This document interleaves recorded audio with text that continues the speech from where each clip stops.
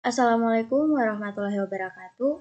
Perkenalkan, nama saya Delvita Septiningsih Hilimi dari kelas B Prodi Pendidikan Biologi NIM 4314200048. Nah, pada kesempatan kali ini saya akan menjelaskan tentang replikasi DNA. Pengertian replikasi DNA. Replikasi DNA adalah proses di mana molekul DNA untai ganda disalin untuk menghasilkan dua molekul DNA yang identik. Replikasi merupakan proses penting karena setiap kali sel membelah, dua sel anak yang baru harus berisi informasi genetika yang sama, atau DNA, seperti sel induk. Proses replikasi bergantung pada kenyataan bahwa setiap untai DNA dapat berfungsi sebagai template untuk duplikasi. Replikasi DNA mulai pada titik tertentu yang disebut titik asal, di mana heliks ganda DNA dibuka, segmen pendek RNA yang disebut primer, kemudian disintesis dan bertindak sebagai titik awal untuk sintesis DNA baru.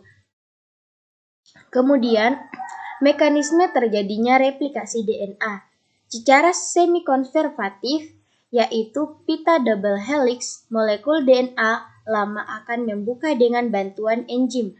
Lalu pada masing-masing pita DNA lama terbentuklah pita DNA yang baru.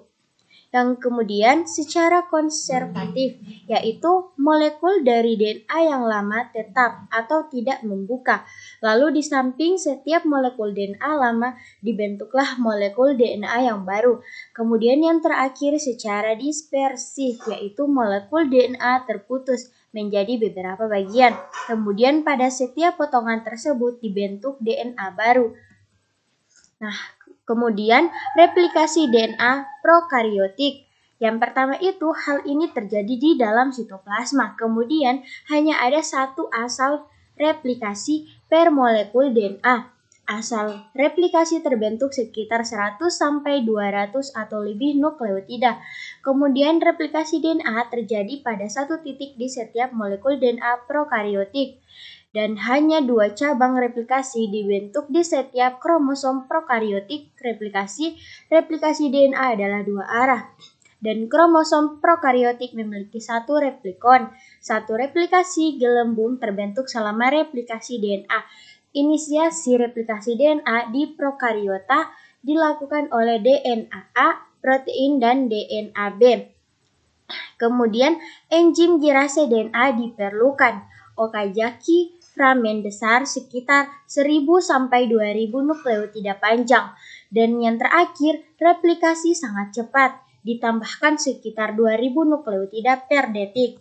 Kemudian kita masuk pada replikasi DNA eukariotik. Yang pertama itu hal ini terjadi di dalam nukleus. Asal replikasi banyak, lebih dari 1000 dalam setiap kromosom eukariotik. Kemudian, setiap asal replikasi terbentuk dari sekitar 150 nukleotida. Replikasi DNA terjadi di beberapa titik secara bersamaan di setiap kromosom. Kemudian, sejumlah cabang replikasi terbentuk secara bersamaan di setiap DNA replikasi. Dan molekul DNA eukariotik memiliki sejumlah besar replikon, sekitar 50.000 dan di atas. Tetapi, replikasi tidak terjadi secara bersamaan pada semua replikon. Banyak gelembung replikasi terbentuk dalam satu molekul DNA bereplikasi. Inisiasi replikasi DNA dilakukan oleh protein multisubunit.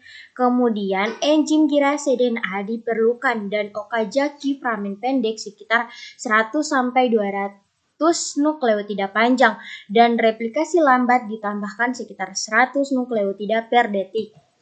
Terima kasih, itulah yang bisa saya sampaikan atau saya jelaskan.